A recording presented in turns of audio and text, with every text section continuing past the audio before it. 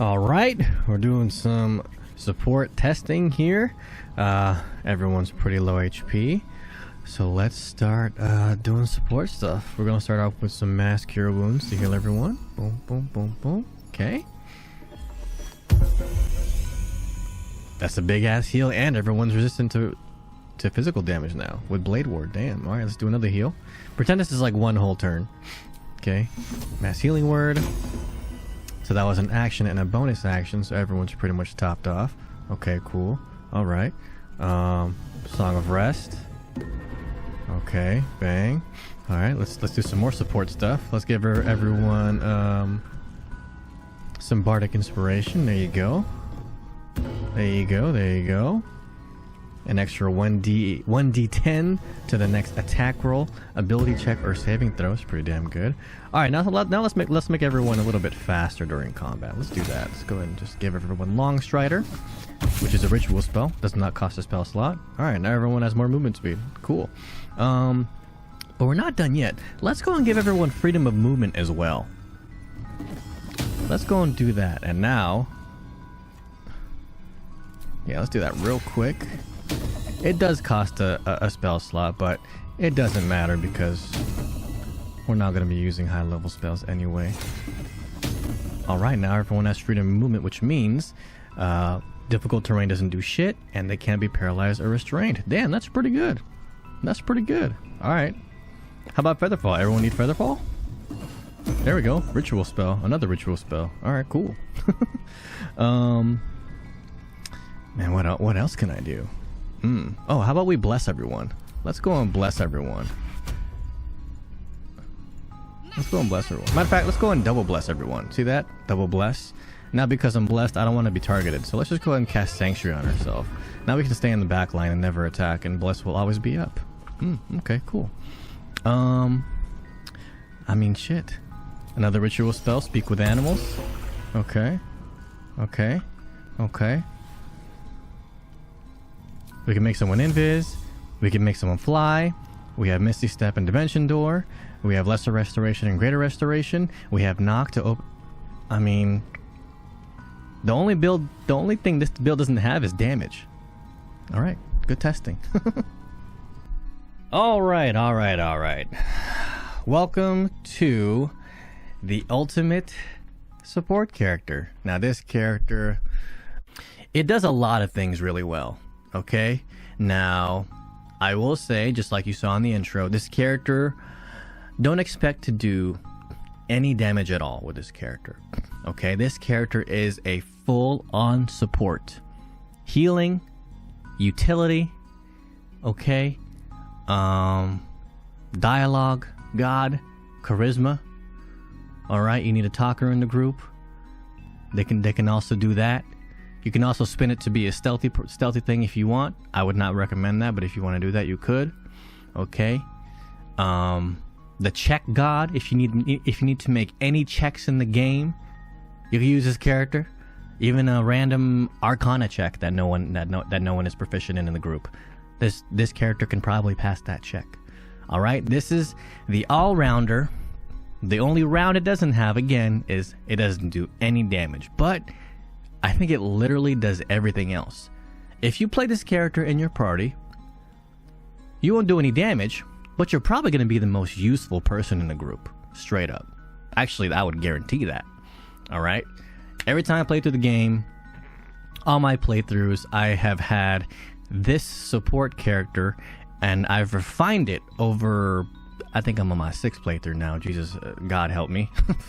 And I've refined it to where it feels absolutely perfect. Whatever I need, whenever I'm in a bind, whenever I need a, get out of jail free card, this character has that. It can save characters. It can make characters fly.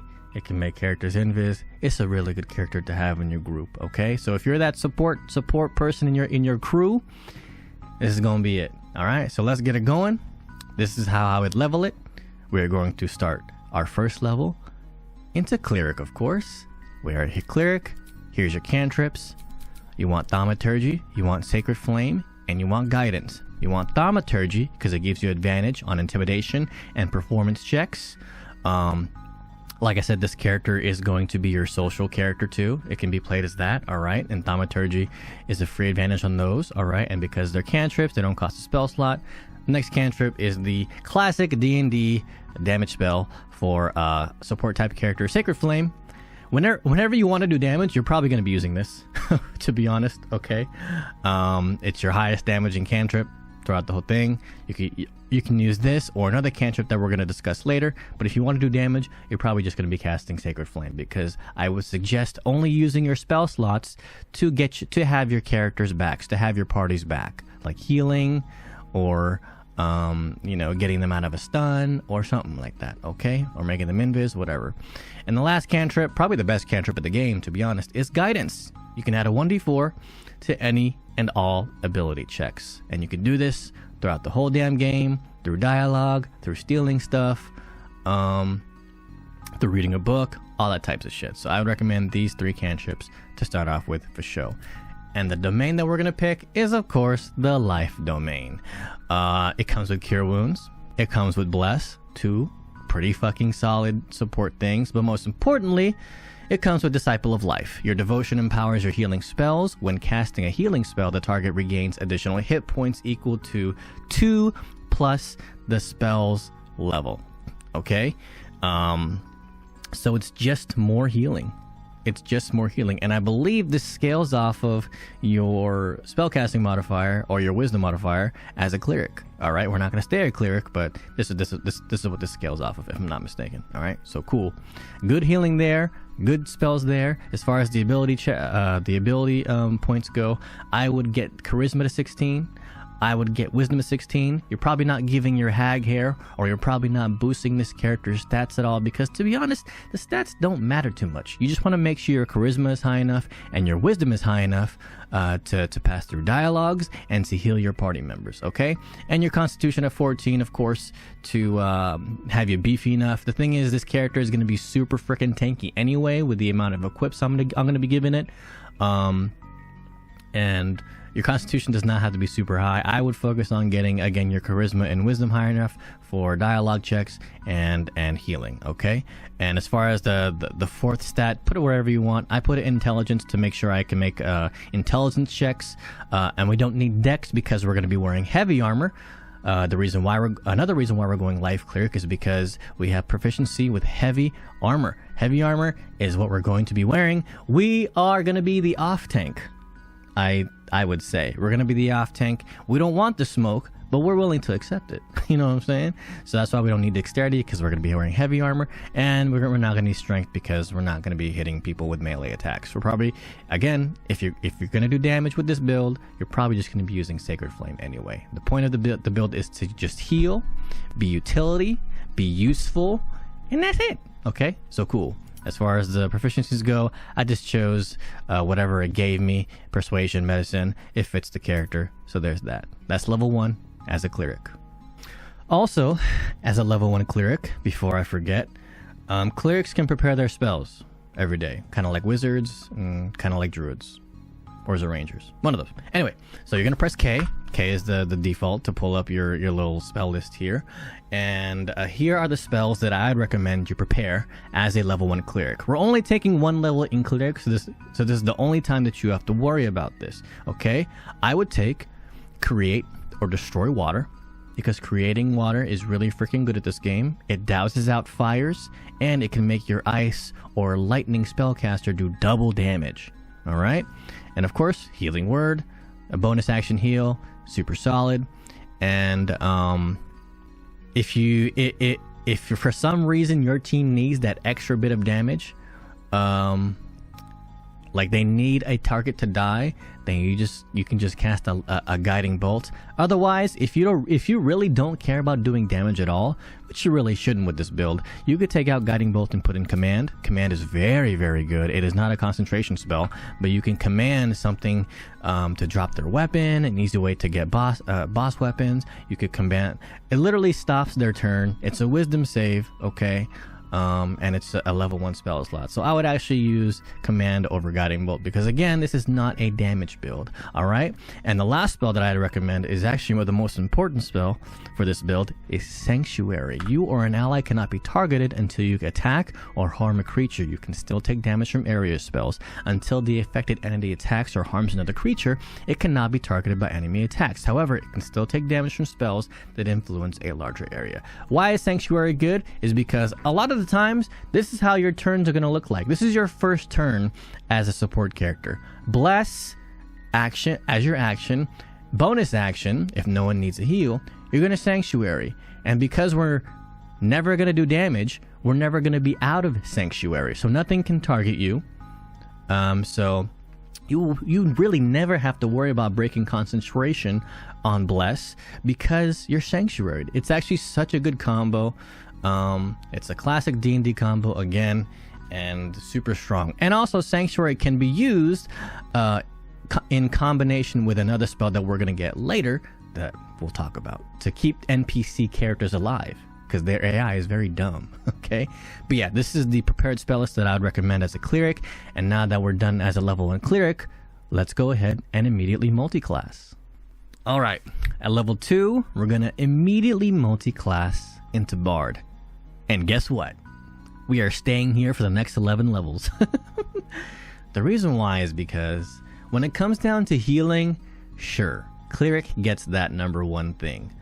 But we only need that 1 level dip into cleric for Disciple of Life and Bless and Cure Wounds and the heavy armor proficiency. That's a lot for a level 1 dip. And now we can get all the good stuff that bards come with. And bards are clearly the best when it comes to all around utility. I mean, they come with so much good stuff. One of the good things, as you guys probably can recognize, is a Bardic Inspiration. Inspire an ally to add a 1d6 to the next attack roll, ability check, or saving throw. That's pretty much every roll you make in the game. All right? Now, when you do Bardic Inspiration your allies, I recommend toggling it.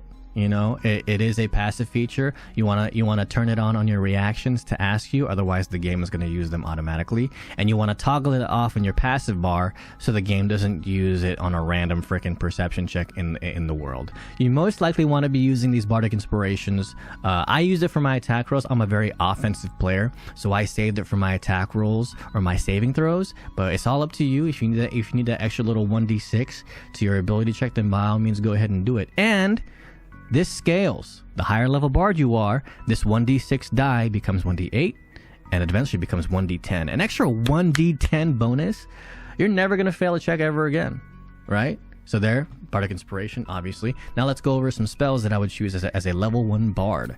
The cantrips, Vicious Mockery, the classic. This is most of the times I find myself using this over Sacred Flame, actually. Sacred Flame does slightly more damage, but Vicious Mockery gives the enemy disadvantage on their next attack roll. So whatever hits, whatever has a higher chance to hit, for some reason they're different. So I think I think Sacred Flame uses your Wisdom modifier, and I think Vicious Mockery uses your Charisma modifier. I could be wrong on that, but you want this just in case you just want to have disadvantage. So whenever you're doing damage, it's either this or Sacred Flame, whatever fits better for you. Okay, and of course the second cantrip that we're gonna pick is Friends. Because we picked Thaumaturgy, we have advantage on intimidation and performance. Now with Friends, we have advantage on the rest of those spells. Okay, so you'll basically have advantage on every single charisma check, no matter what. All right.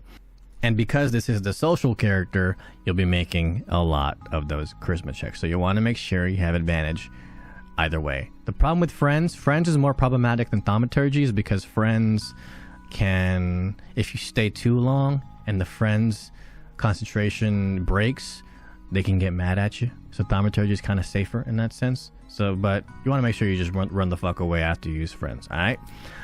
As far as the spells go, for me, I just chose the ritual spells. There are plenty of ritual spells in this game, and ritual spells, if you don't know, they don't cost spell slots. We already have Healing Word, we already have Cure Wounds as a cleric. I guess we already have Bane from being a level cleric too. I never use Bane though.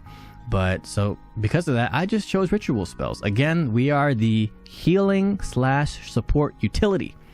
So we get Longstrider to give everyone in the party extra movement. This is free movement speed, and it doesn't cost a spell slot. Next, speak with animals. There are quite a few moments in the game where speaking with animals can actually net you a better reward, or you can find out what's going on in the area more. And again, it's a ritual spell, so it doesn't cost a spell slot. You can only cast this on yourself, but that's fine because you're the talker in the group anyway. Next thing I'll get is Disguise Self. If you are a large character and you find like a little rocky crevice or something that you can't fit into, you can use Disguise Self to turn you into a little halfling and fit into that little area. Or if there's a vendor, if you didn't know this, if you are the same race as the vendor, they'll kind of hook you up on some shit. So you could change your race if you're talking to the vendor with this as well. And not only that, there are a lot of items in this game to where if you're like if you're a Githyanki or if you're a certain race, that item will give you a bigger buff. And again, with Disguise Self, you can change that to get those buffs. Okay, so Disguise Self, and of course, it's a ritual spell, so it does not cost a spell slot. And the last ritual spell that I chose is Featherfall. Featherfall, there's actually quite a few moments in the game where you got to make a pretty large jump and you take a chunk out of your HP, and it causes me to have to either use potions or have to take a short rest. Featherfall will remove that. Okay, and there are a couple jumps in the game that I can recall to where, like for example, the shortcut to the Underdark from the spider place.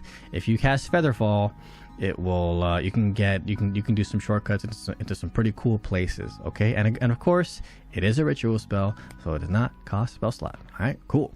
Starting instrument.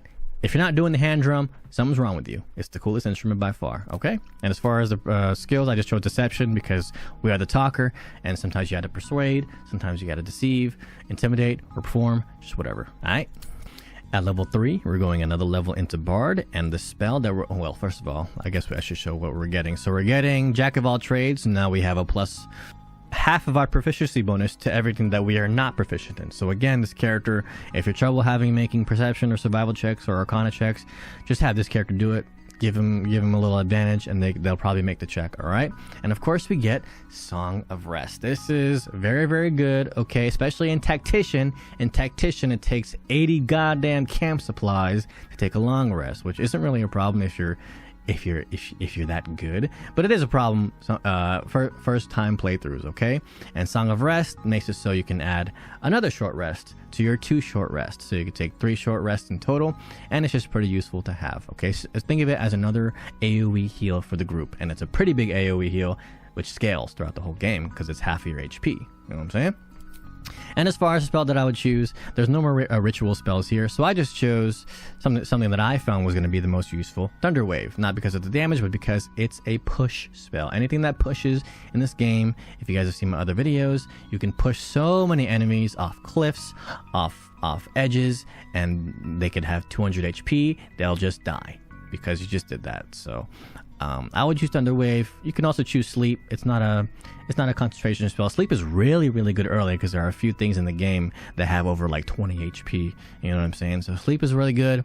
But I like again, I'm a very offensive person, so I chose Thunder Wave to push their asses off a damn cliff. At level 4, we're going to be a level 3 Bard, and the subclass we're going to be choosing is College of Lore. Why College of Lore? Because this is the college that comes with more spells. It comes with more spells, and more spells means more utility, more healing. We want that, okay? And of course, it also comes with Cutting Words. Cutting Words can be used, so you can use a Bardic Inspiration to distract a creature if they make any attack rolls. If they hit one of your teammates, you can talk some shit, which is Cutting Words. I think the game actually makes you say some roast them. It's actually kind of funny, and they can possibly miss their attack, so it's pretty useful. But then again, when you do get to this level, make sure you put Cutting Words in the reaction. Make sure you tick the ask, otherwise it's going to automatically use it, and by the time you know it, you're not going to have any Bardic Inspiration available. Okay, so make sure, not only for this build, make sure throughout the game you're checking your reactions, checking your passives, and make sure the right things are toggled and ticked off. All right, that's very important. Okay, in the spell that we're going to choose, where we unlock level 2 spells. Out of all these, there's a lot of goodies here, by the way, but out of all these spells, I like enhanced ability. So in combat, you're probably just going to be casting Bless. Throughout the whole game, this is how I play my support character in combat. I Bless, I Sanctuary, and I AFK. If someone needs a heal, I throw it on them. That's all you got to do, really. This character, in my opinion, is more so out of combat. Okay, so out of combat, I'm probably going to be concentrating on enhanced ability to give either me advantage on all charisma checks or my teammates advantage on strength, dexterity, whatever. On any chosen ability, you can give them advantage for that, and it's super useful. Having advantage on anything with a proficiency bonus plus some bonuses of your own, you're probably going to pass that check. Okay, so this makes it so you're pretty much never going to fail a check, and there are a couple really, really important checks in the game. Okay, so whether you can decide whether you're going to fight for an hour or go through dialogue for a minute and have the same amount of XP, type shit like that. You know what I'm saying? So boom. At level 5, we're going to be a level 4 bard, and let's just go over it real quick. The cantrip that I chose was light, because why not? It's a nice little utility to have. Having always casting light just out of a long rest is a habit of mine that I've been doing, and it's pretty useful, especially for characters that don't have dark vision, like Shadowheart. She's a human. She does not wait, is she an elf? Never mind, she has dark vision. But sometimes a human like Gale, no dark vision. Boom, cast light on his weapon, he's good. Okay. As far as the next spell that I chose, it really depends who you are in the party. You know what I'm saying? For me, this is the full utility support character. The only spell that I want to be concentrating on in battle is Bless. So it's a little boring, but again, it's exactly what I need. But if you need someone to hold a person, then get hold person here. If you need someone, if you don't have a lockpicker in your group, then get knock. If you need to make people invis, then get invisibility. You know, there's a lot of great choices here. For me, I went full on support, so I chose Lesser Restoration, which cures a creature from disease, poison, paralysis, or blindness. And all of those things, if one of your characters gets affected by one of those things, that's pretty bad. Okay, if they're paralyzed especially, that means every single incoming hit against them is a crit, and they're probably gonna die. So having this in the tuck is very clutch. All right, Lesser Restoration, don't sleep on it. And as far as the feat goes, so for me, having 16 wisdom means I'm gonna heal enough. Having 16 charisma means I'm gonna be able to get out of any dialogue. That's enough for me. So for me, I like to choose other feats other than ability score improvements. Normally, the ability score improvement would be the go-to for most builds for your first one. But for me, I'm cool with this amount of wisdom and charisma. I'm cool with my main stats. So I chose Warcaster. Warcaster gives you advantage on saving throws to maintain concentration on spells. And like I said, right from the get-go, you're going to be concentrating on Bless, most likely. And you want to keep that Bless and not spend any more spell slots. Keeping casting Bless because of your concentration. You know what I'm saying? So I chose Warcaster because of that. At level 6, we are a level 5 bard, and we get some more cool stuff. We get Font of Inspiration. Now you regain all your bardic inspiration after long or short rest. Before this level, it was long rest. Now it's short rest. So feel free to cutting words as much as you want during a fight, because you're probably going to short rest anyway. But up until this point, I would save the bardic inspirations for out of combat. And to use in combat or whatever. But at this point in the game, you definitely want to make sure at all times all your teammates have a bardic inspiration, especially after getting this Font of Inspiration. Make sure they always have it. If they use it during battle, immediately replenish it. Okay, unless you need a heal for your bonus action. Oh yeah, and that's probably something I should mention is in combat, when you want to give someone inspiration, it's a bonus action. Okay, which is kind of bad, because normally your bonus action is gonna either be using Healing Word to heal someone or Sanctuary on yourself to make sure you can keep concentration. Okay, but if no one needs to heal, and if you're already concentrating, if you're already Sanctuaried, then go ahead and use Bardic Inspiration as your third go-to act. All right. And as far as the spell that I chose, now I know it looks kind of weird. I chose Feign Death because I want, for me, I want the Feign Death Sanctuary combo as soon as possible in this game. Why is that? It's because in Baldur's Gate 3, if you keep certain NPCs alive, that opens up dialogues in the future. That opens up some items that can be easily missed. That opens up some vendors that can be easily, that don't show up later in the game because they died. You can keep them alive, like 100% success rate so far for me, with Feign Death plus Sanctuary. A great example is the Isabel fight. It's infamous. The game honestly puts you in a terrible position. In my first playthrough, she got her ass whooped. She died immediately. I was like, what the fuck? So I'm thinking like, well, damn, was that supposed to happen? But of course, there are some cheesy strats like this one where you can do to save NPCs like her. It's pretty simple. So Feign Death is an action. You put an ally in a coma, so you basically put their ass to sleep, and not only that, they become resistant to all damage except for psychic, and disease and poison have no effect. So they're basically invincible in this sleeping state, and because they're sleeping, they can't fuck around and do some dumb shit. You know what I'm saying? So they're staying in that spot, that safe spot. But not only that, for your bonus action, you cast Sanctuary. So not only are they resistant to everything, but now nothing can target them to get pushed, to get thrown, no nothing. You know what I'm saying? So now they're for sure invincible. And now that they can stay their dumbass, they're sleeping, so they don't do some really stupid things in the fight.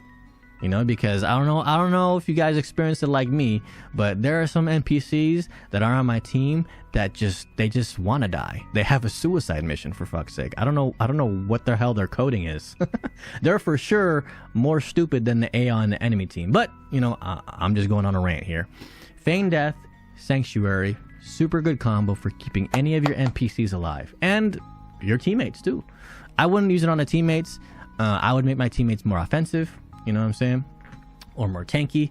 But I like to use this combo for a lot of NPCs like Isabel, like the Night Song, like Jaheira, multiple NPCs. Alright, so that's why I like Feign Death at this level. As early as possible. At level 7, we're still going to be a Bard forever. Okay, what do we get? We get Counter Charm. I never use this, but it's something extra. You have advantage on saving throws against being charmed or frightened. That's probably very useful in very specific and niche situations, but I never use this. I never had to, right? As far as the spell that I got, instead of choosing one of these level 3 spells. So the problem is, these spells are good. Bestow Curse, Fear, Hypnotic Pattern, Glyph of Warding. These spells are really good. But I asked myself, I was like, would I rather be concentrating on these spells over Bless?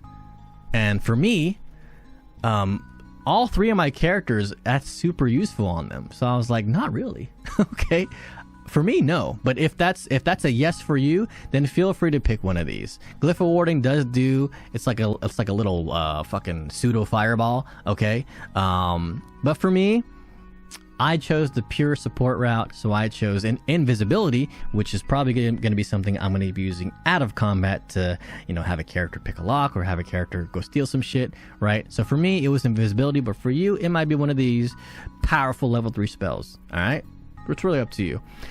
Now to magical secrets. So the reason why we go lore bard is because lore bards get magical secrets a lot earlier than the other bards, and magical secrets, it's basically we can take spells from other classes. For example, Hunger of Hadar, one of the Warlock's most strongest spells, one of the best control/damage spells in the game. This covers a huge area and is really, really good. But again, I made my choices because of my character, how I wanted to play it. For you, feel free to take Haste, feel free to take Hunger of Hadar, feel free to take Revivify, feel free to take Remove Curse, you know, feel free to be more stealthy with Pass Without Trace. If you want that spiritual weapon as a bonus action, feel free to do that. This is all preference, baby. All right, I'm just showing y'all what worked for me, for my party. And for my party, I just needed more heals, and I needed a counterspeller. So because in battle, you're not going to be using your spell slots very often. If you want to, if you have a free turn, you're probably going to do some damage with like Vicious Mockery or something. Most of the time, you're going to be healing during battle and keeping everyone alive. Okay. And I didn't have a counterspeller in the group because I wanted my spellcaster to be doing damage, not wasting their spell slots on counterspell. So for me, counterspell was the best choice here. And of course, Mass Healing Word. Mass Healing Word is the AoE heal, and it is also another bonus action. So now we have Cure Wounds, Healing Word, and Mass Healing Word, just in case we need it. You know what I'm saying? So for me, Mass Healing Word and counterspell were the best choices for my group. But again, whatever you think is best for you. There's also haste here. Haste is like one of the best buffs in the game. And with Warcaster, you'll probably be able to haste anyone in the group. All right. But for me, I like Bless. I like concentrating on Bless because of another staff that I'm going to show you later. But yeah, I chose Mass Healing Word and counterspell. Do whatever works for you. All right. At level 8 as a bard, we get at level 8 where we are a level 7 bard, which means we unlock level 4 spells. And I like to get as early as possible Freedom of Movement. Freedom of Movement is not a ritual spell. It does cost a whole last 4th level spell slot. But the reason why I like this is because it lasts until a long rest, and it's not a concentration spell. That means you can give your whole team immune to difficult terrain. They can't be paralyzed or restrained, and that it also breaks stun off of them if they're currently stunned. You know what I'm saying? So this is super useful to have, okay? Because there are moments in the game where randomly one of your teammates are going to be paralyzed, one of them is going to be restrained, and it's over for them. They're dead, especially in Tactician. All right, the AI isn't that stupid. You know what I'm saying? At least the enemies aren't. But Freedom of Movement just gives that little extra oomph to your teammates, so they're just out there doing whatever they want now. Now they're blessed, now they're long-strided, now they're Freedom of Movement. I mean, that alone is coming from you. So again, this build doesn't do damage, but you are clearly the most useful person in your group. You're providing all the buffs, you're providing all the healing, you're doing all the dialogue. This is a great character to have in your party. Trust. All right? I like Freedom of Movement.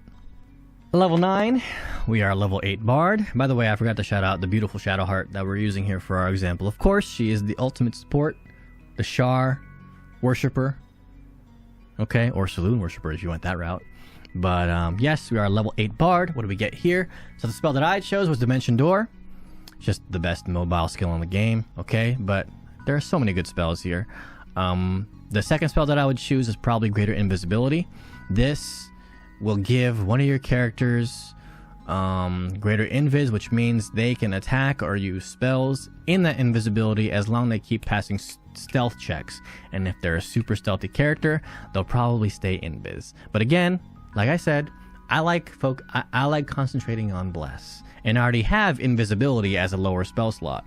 You know what I'm saying? So for me, I didn't really need Greater Invisibility in my party, so I just chose Dimension Door because Dimension Door is just so good for getting places. You know what I'm saying? And of course, as a level 8 Bard, you get a feat. Like I mentioned earlier, I didn't need any more Wisdom. I didn't need any more Charisma. I didn't need any more Constitution. We definitely don't need Constitution later because of an item that we use. So I just chose Lucky. Lucky is... A lot of D&D campaigns have banned Lucky just because of how good it is. It just gives you 3 extra rolls. Or luck points. If you roll a 1, you can use a luck point. And they're refreshed off of long rests. And after... I think every long rest, you're going to have like 1, 2, or 3 bad rolls. So now you can use Lucky to replace that. It's just super useful to have. And this just stacks on top of Enhanceability. This stacks on top of Expertise. You're never going to fail a roll with this build. And if it happens, you're really unlucky. Okay? At level 10, we are level 9 Bard. And level 9 Bard gets level 5 spells. And the level 5 spell that I'm going to get, I feel like I'm rapping. Greater Restoration, touch a creature. Charm, Petrification, Stun, or Curse. Super solid. You can also get Mass Cure Wounds here. We're going to get this next level, so don't worry about it. But yeah, again, this is a full support utility character. Hold Monster is great. Dominate Person is great. Seeming is super good, you know, especially if you're role-playing. But for pure support utility purposes, Greater Restoration, and having Greater Restoration and Lesser Restoration in your bag... that means your teammates are good. They never have to worry about anything, any type of condition that they'll be affected by. You know what I'm saying? So, Greater Restoration, level 10. At level 11, we're going to be a level 10 Bard. And what do we get as a level 10 Bard? Now our Bardic Inspirations give a 1d10 to any attack rolls, ability checks, or saving throws. Super freaking good. And you can get more expertise. I just chose Intimidation and Performance. You could choose whatever you want, though. Whatever you want. I just like to go into max Charisma, make sure I make all the Charisma checks in the game. Bang, bang, bang. The cantrip, doesn't matter. I just chose Minor Illusion, just cause, whatever, right? Spell, Mass Cure Wounds, of course, for more healing. Now we have Mass Cure Wounds and Greater Restoration. Really good 5th level spells for support utility. And for the Magical Secrets, again, this is where you can freestyle, do what you want for your playthrough, okay? For me, I just chose more mobility and fly, okay? Because now my support character, they have Misty Step and Dimension Door, so now they're super mobile. They have Invisibility and Flight, so now they can make anyone invis, and they can make them fly, and they can give them more movement speed with Longstrider, and they can make them pretty much unstoppable with freedom of movement, you know? And with Lesser Restoration, Greater Restoration, seriously, this character will support the hell out of your teammates. Super useful, okay? All right, max level 11 Bard. We actually don't get anything pretty crazy here. All we get, well, for me, all I got was knocked because I didn't need any of these level 6 spells because, like I said, I'm only concentrating on Bless.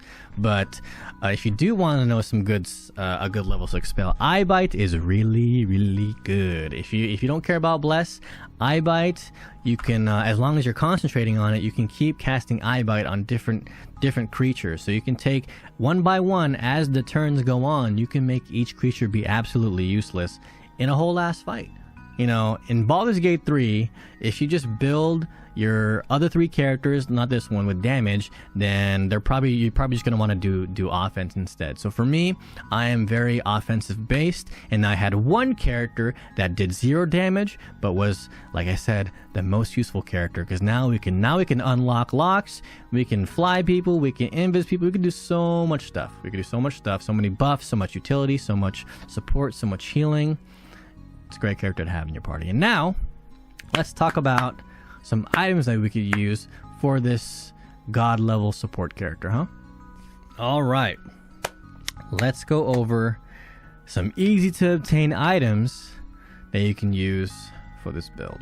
All right, we're gonna start off from the top to the bottom, and of course these items are my preference. Okay, I just chose some pretty easy to obtain items besides our shield.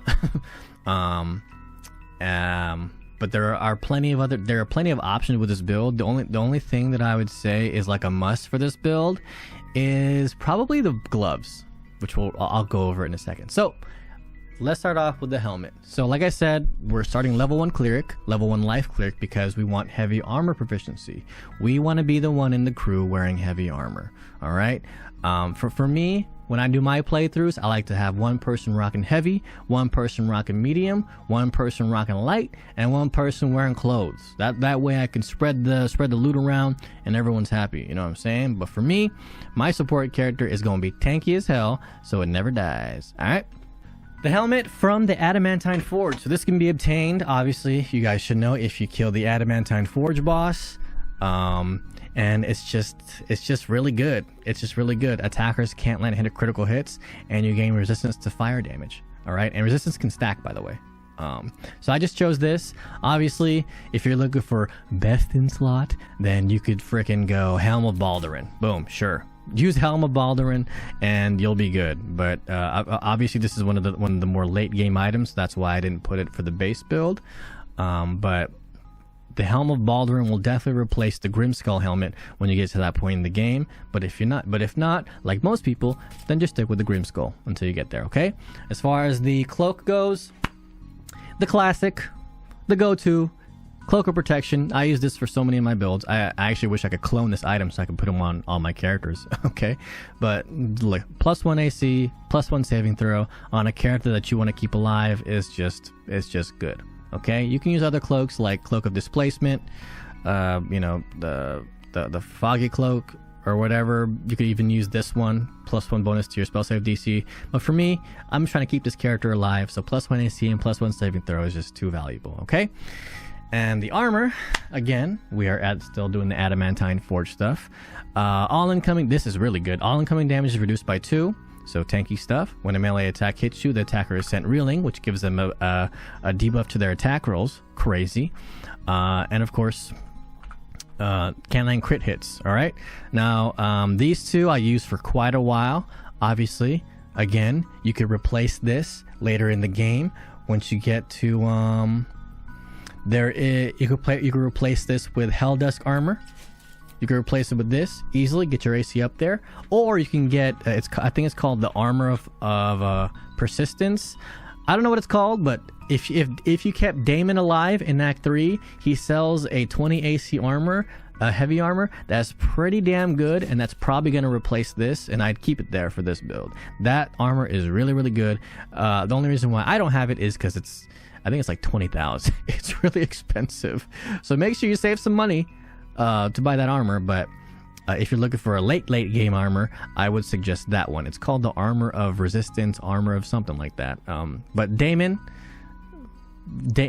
keep him alive. Make sure he stays alive. Make sure he doesn't die in the Emerald Grove. Make sure he doesn't die in the Last Light Inn. Keep him alive so you can see him again here in Act 3 in Baldur's Gate, and you could buy the armor, the heavy armor that he's selling that gives 20 AC. I forgot the name of it, okay? Otherwise, you could just use this, which is the Raphael armor, okay? The gloves, these are easily the best in slot. Easily the best in slot, okay? When you heal a creature, it gains the effect of Blade Ward. Blade Ward gives you resistance against pretty much all physical types of damage. When you revive a creature, it gains the effect of Death Ward. You know how when you're when a character gets down in your party, you revive them and they immediately die afterwards?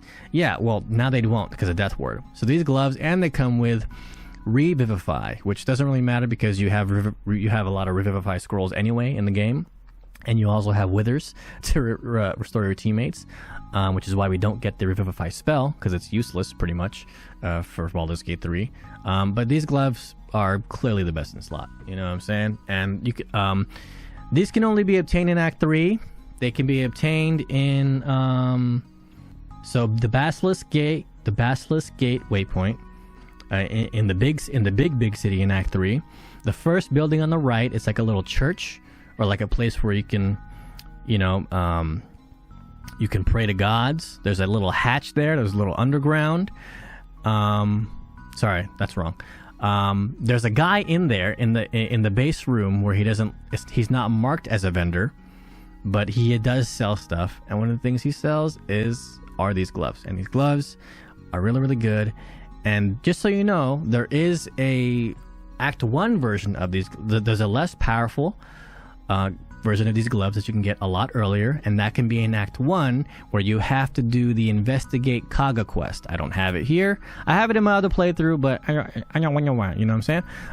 But yeah, those are called the Hell Rider's Pride, if I'm not mistaken. You have to follow the Investigate Kaga's quest line, and then Zevlor will give those gloves to you, and they'll pretty much have the effect of Blade Ward on them, but they don't have the effect of Death Ward. But having that Blade Ward effect throughout the whole game from Act 1, super good. So again, yeah, if you're looking for a less potent version that you can get a lot earlier, Act 1, Investigate Kaga quest, Google it. Alright? As far as the boots go, now the boots, you can go anyway. You can go evasive boots, you can go misty step boots, whatever. I like these boots because there are two ways you could lose concentration in this game. One is through damage, where you have to make a roll, either DC 10 or half the damage that you took in total, I believe. Okay. The other is the one that happens more, I feel like, or the one that's more annoying, is if your character gets knocked prone. Okay, then your concentration just ends. There's no roll. Fucking sucks, actually. And it happens a lot. Okay, and it's very frustrating. But these boots make it so that'll never happen again. That'll never happen again. You can get these off of killing Minthara. When Minthara is one of the Goblin Camp bosses, the Drow with the smoker voice, okay, the one that you can lay with if you're a Dark Urge, by the way. When you cast a spell that requires concentration, you get momentum. So there's that. You're concentrating on bless every game, every fight. But while you were concentrating, which you should be all the time, you can't get knocked prone or be moved against your will. So not only can you not be knocked prone, you can't be shoved. And these boots, for me, I never swapped out of these boots because it just felt so good. Always keeping concentration on my spell on top of Warcaster and all that shit. Okay, so bang, there you go. This can be found in the Underdark, at the Arcane Tower, at the basement. You got to do the whole Arcane Tower to reach the basement. And what this does is it gives you bless. Actually, no, I'm going to reword that. It gives you double bless.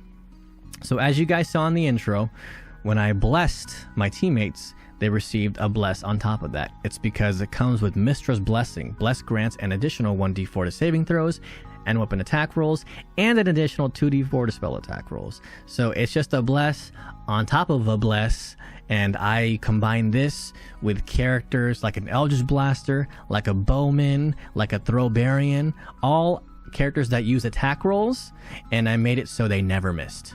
They literally, they always had a 90% chance or up, even if they were using things like Sharpshooter to land their attacks. Okay, it's crazy. It's OP stacking these blesses.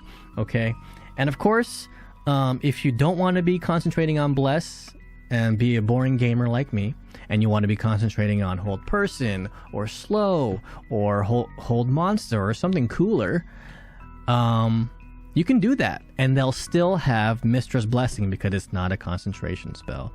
Okay, and that's why this staff, to me, is best in slot. It's pretty much a bless all the time. All right. Also, I want to point out, I am aware there is a permanent bless in the circus that can be purchased, if I'm not mistaken. But I think that only works for one character. I could be wrong on that, but I think it only works for one character. So Staff of Arcane Blessing is just, it's just really, really good. Okay, and I would not replace this for anything else. But if you wanted to replace it, what can you replace it with? I mean, what could you possibly replace that with? I mean, if you're going a more control based, then I guess you could do Staff of Spell Power or Melf's First Staff. And I guess if you were doing more of a melee, support build, you could do Blood of Lathander. Okay, because this also gives you a cheat death, which is pretty damn good. But for me, for my playthrough, I had a lot of attackers, so Staff of Arcane Blessing was an easy choice for my best slot. Okay, now let's go to the shield. Okay, so this shield is obviously, you can't get the shield till Act 3. Okay, it's in the House of Grief. It's follows Shadowheart's quest line, and it's pretty hard to get. And it's one of the few 3 AC shields in the game. This is easily best in slot just because of the 3 AC, and it deals force damage. You can knock it prone.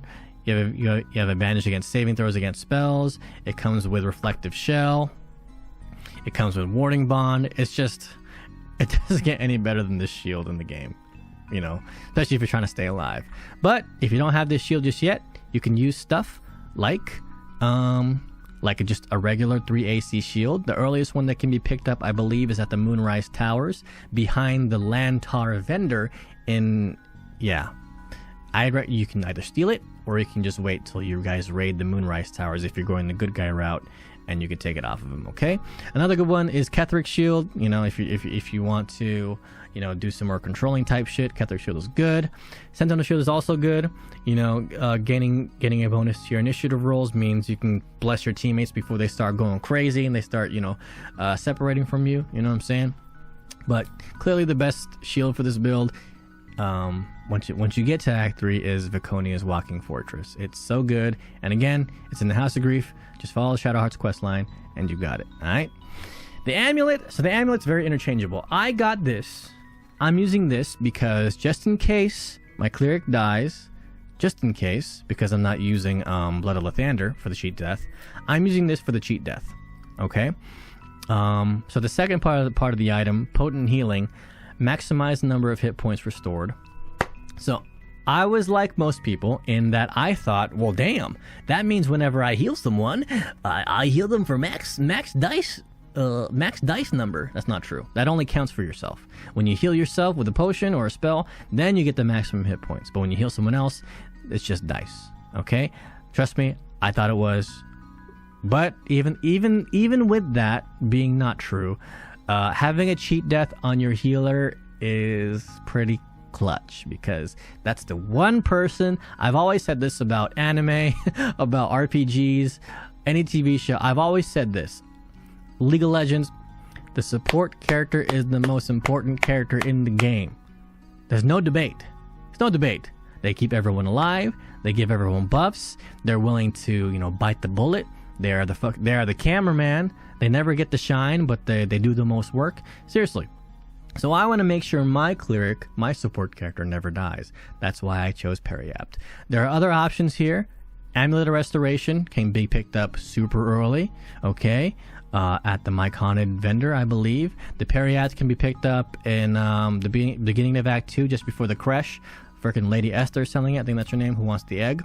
You could also use, you could take out Warcaster feat and just use this instead, and you could change out your Warcaster feat into something different, like Tough for more HP, or more Charisma, or more Wisdom if that's what you wanted, okay? A lot of options here for the amulet. For me, I chose this one because I just wanted to make sure my Cleric always stayed alive, alright? Now, as far as the rings, I honestly, do whatever you want. I had extra rings, so I just put these on them. If I were to have the perfect rings, then I'd probably use the Ring of Protection, which I don't have in this playthrough because I forgot. But the Ring of Protection, which is really good, you can get that from the Act. You can get the Ring of Protection super early. You can get that from the Act 1 quest. Okay, Ring of Protection is really good. And freaking, I don't know, and any ring that gives an extra spell.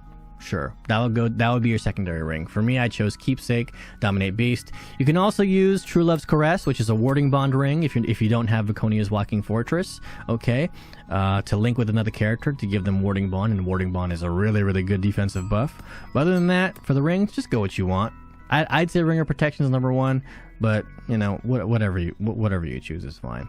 And as far as the ranged weapon goes, Darkfire Shortbow is my favorite ranged weapon that is a stat stick, just because it gives fire damage resistance, cold damage resistance, and it gives haste. But like I said, I focus on Bless, so it don't matter. And those are the items that I'd recommend, okay?